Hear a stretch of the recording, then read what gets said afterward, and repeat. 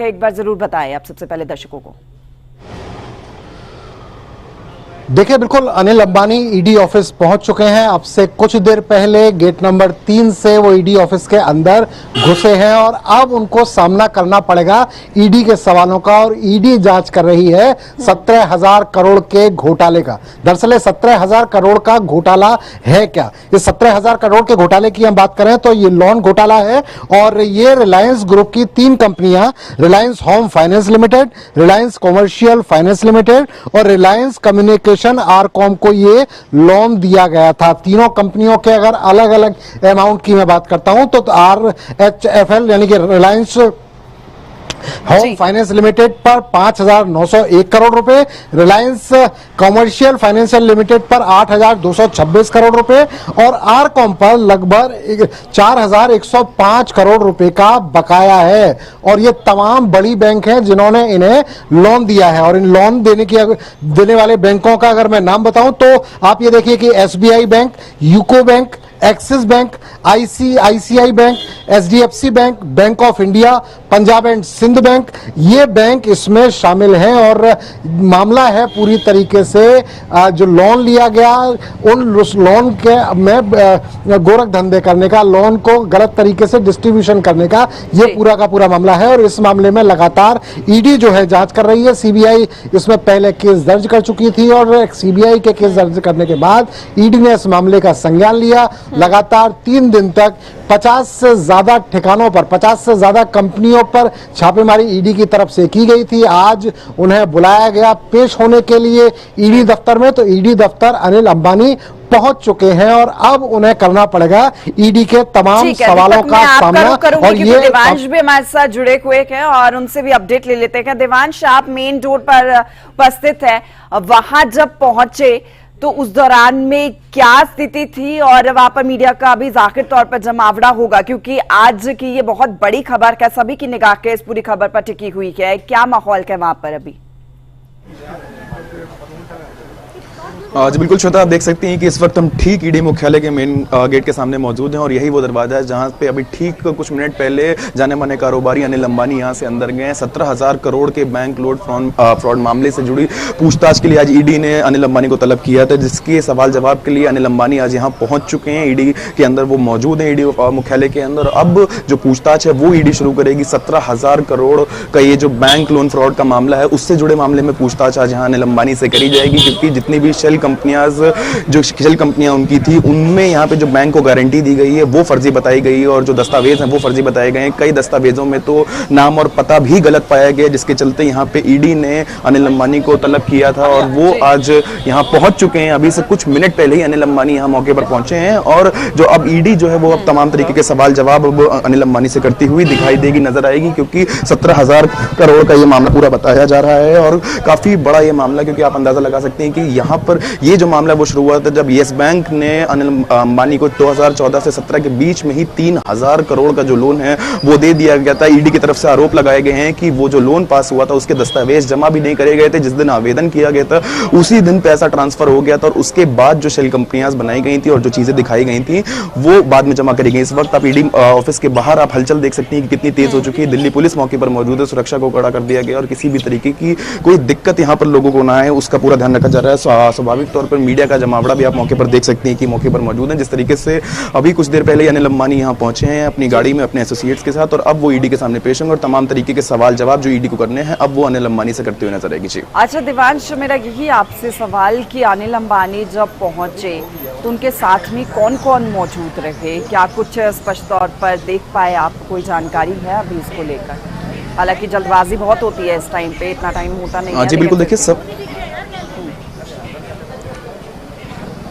जी बिल्कुल, देखिए सफेद रंग की गाड़ी में अनिल अंबानी यहाँ पर पहुंचे हैं और उनके साथ कोई एक शख्स और मौजूद था। तमाम बताया जा रहा है कि अपने एसोसिएट्स के साथ वो यहाँ मौके पर मौजूद हैं और इनके एसोसिएट से भी ईडी पूछताछ करती हुई नजर आ सकती है, क्योंकि 17,000 करोड़ का जो बैंक लोन फ्रॉड का मामला है जिसमें उनका नाम आया, रिलायंस कम्युनिकेशन का नाम आया है, शेल कंपनियों का नाम आया। अगर हम यहाँ पे बात कर लें बिस्वाल ट्रेडलिंग कंपनी की, प्राइवेट लिमिटेड कंपनी की, जिसके डायरेक्टर पार्थ सारथी को अरेस्ट भी कर लिया गया ईडी की तरफ से। तो तमाम तरीके के सबूत आज यहाँ पर अनिल अंबानी के सामने रखे जाएंगे और वही उन्हीं को आधार बना के आज ईडी अनिल अंबानी अंबानी से पूछताछ करती हुई नजर आएगी। काफी लंबी अनुमान लगाया जा रहा है कि पूछताछ चल सकती है, क्योंकि तमाम तरीके के सवाल जवाब आज ईडी को अनिल अंबानी से करने और उन सारे सवालों का जवाब आज अनिल अंबानी देते हैं। किस तरीके से देते हैं, क्या कुछ उनके औपचारिक स्टेटमेंट होते हैं, क्योंकि स्वाभाविक तौर पर ये जो कम्युनिकेशन रिकॉर्ड होगी वो कैमरे वाले रूम में होगी, तो क्या कुछ अब निकल करके आता है ये देखना होगा। जी ठीक है देवांश, आप बने रहिए, नजर बनाए रखिए, मैं लौटती हूँ आपके पास, तब तक हम दीपक से भी अपडेट लेते हैं। दीपक जी, आज क्योंकि ईडी की ओर से पूछताछ होगी, कई सवाल ऐसे जो ईडी जिनका जवाब तलाशने की कोशिश आज करने वाली है, तो क्या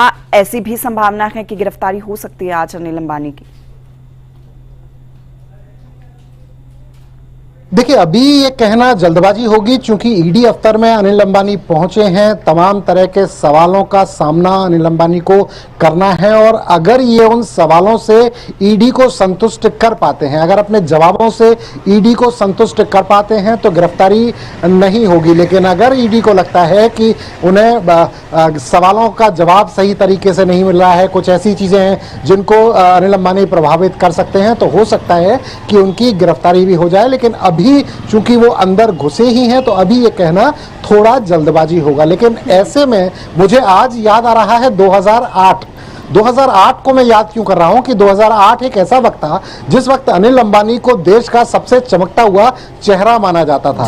उस वक्त क्या था कि फोर्ब्स ने जो लिस्ट जारी की थी देश में सबसे बड़े, पूरी दुनिया में सबसे बड़े अमीर आदमियों की, उसमें 6वें नंबर पर अनिल अंबानी आया करते थे। 6वें नंबर पर जो व्यक्ति रहा पूरी दुनिया में जिसके पास पैसा सबसे ज्यादा था, 6वें नंबर पर जो था, उस आदमी को आज ईडी की जांच का सामना करना पड़ रहा है। और ये जो जांच है ये 17,000 करोड़ के घोटाले से जुड़ी है। ये जांच जो है यस बैंक का जो लोन था उस लोन के घोटाले से जुड़ी हुई है। यस बैंक से लोन लिया गया और उस लोन के बदले यस बैंक के न केवल कर्मचारियों को बल्कि प्रमोटर्स को भी फायदा पहुंचाने का आरोप है। इस पूरी की पूरी ईडी जो जांच कर रही है, कई हजार करोड़ का फायदा इनके प्रमोटर्स को पहुंचाया गया, जिस तरह के आरोप है। दरअसल अगर आप याद करेंगे कि अनिल अंबानी के बुरे वक्तों की शुरुआत या बुरे वक्त की शुरुआत कब से हुई, चूंकि मैं 2008 को जब याद करता हूं और जब मैं ये याद करता हूं कि कितना सुनहरा वक्त अनिल अंबानी के लिए वो रहा था, तो आज ये बुरा वक्त क्यों आया है, तो ये जानना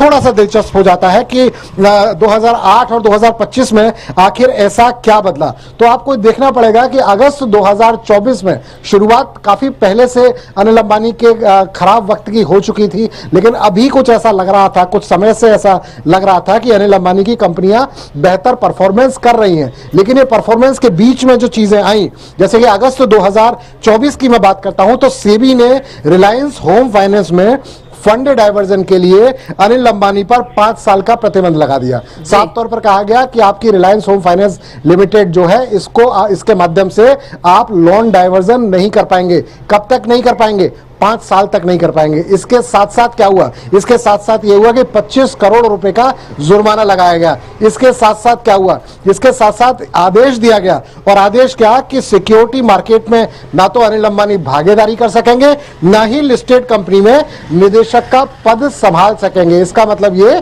कि 2024 से इनके बुरे वक्त की एक तरह से शुरुआत हुई। तब सवाल ये उठता है कि रिलायंस होम फाइनेंस में फंड डाइवर्जन के लिए आखिर ये जो रोक लगाई गई, इसके पीछे वजह क्या थी? दरअसल इसके पीछे जो वजह थी वो वजह ये थी कि ये जो पेमेंट हो रहा था, ये जो लोन डाइवर्जन हो रहा था रिलायंस होम फाइनेंस लिमिटेड के थ्रू, ये इसकी संख्या जो है बहुत ज्यादा बढ़ गई। जो अमाउंट एक साल में दिया जा रहा था उसके मुताबिक उसके तुलनात्मक रूप से देखें तो अगले साल जो पेमेंट किया गया, लोन जो दिया गया, वो बेहद ज्यादा दिया गया। इसके अलावा अगर हम बात करें तो कई तरह की जब जांच ईडी ने शुरू की तो कई तरह की अन्य सामने आई, क्योंकि ईडी ने अपनी तरफ से जांच करनी शुरू की। अब ईडी ने जांच करनी शुरू की सीबीआई की एफआईआर के बाद। पहले सीबी ने एफआईआर की, सीबीआई ने एफआईआर की, और इसके बाद ईडी ने इस मामले में जांच शुरू की। और जब जांच शुरू की तो पता क्या चला?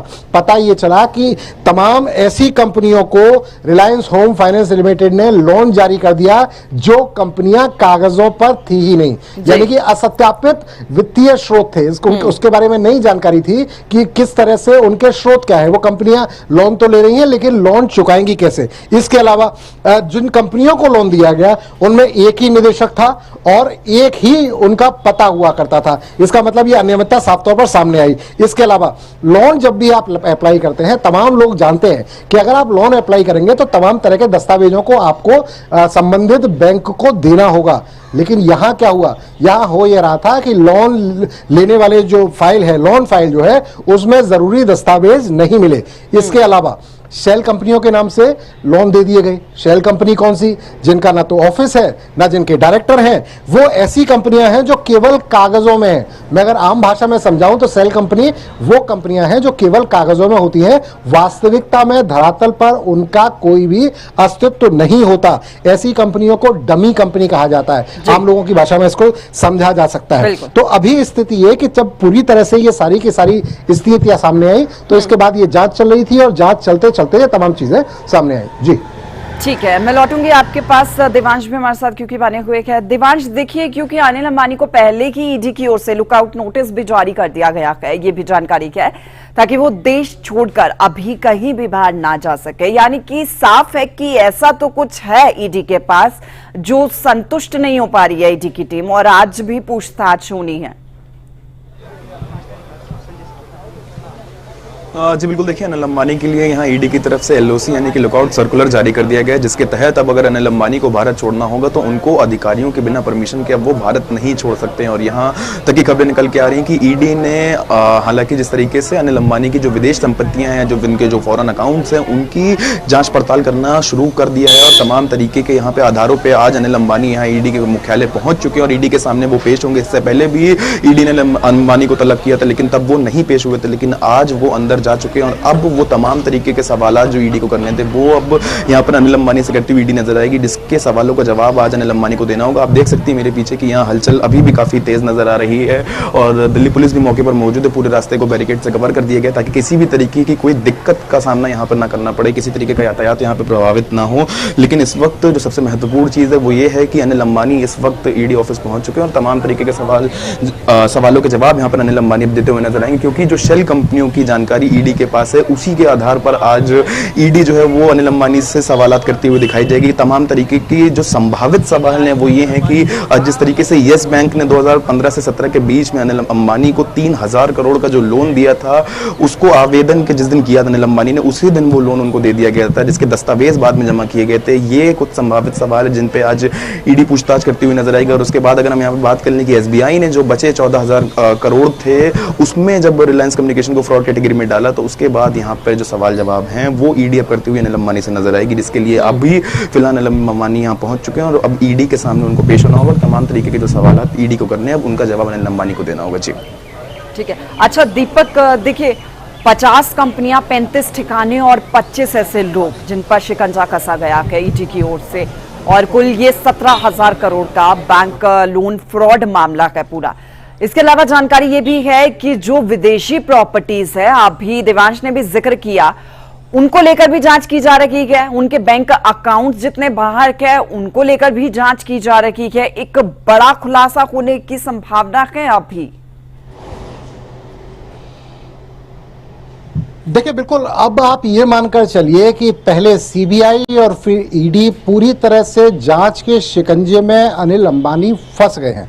और अब जो तमाम चीजें हैं, इनके बैंक अकाउंट्स की बात करें, इनकी प्रॉपर्टीज की बात करें, इनकी कंपनियों की बात करें, इनसे जुड़े तमाम दस्तावेजों की बात करें, इनसे जुड़े तमाम संपत्तियों की बात करें, इन तमाम चीजों की जांच ईडी करती हुई नजर आएगी। चूंकि ईडी का जो काम करने का तरीका है वो तमाम चीजों को चेक करती है, न केवल देश बल्कि विदेशों में भी अनिल अंबानी का कौन सा पैसा कहां, किस तरीके से, किस प्रॉपर्टी में इन्वेस्ट है, किस तरीके का सिस्टम वहां है, उन तमाम चीजों की जांच करती हुई ईडी नजर आएगी और तमाम सवालों के जवाब वो लेने की कोशिश भी करती हुई कहीं ना कहीं ईडी आएगी। जी ठीक है, आप लोग नजर बनाए रखिएगा। दीपक जी आप भी और देवांश आप भी, आपसे हम अपडेट लेते रहेंगे। फिलहाल बहुत शुक्रिया जानकारी आप लोगों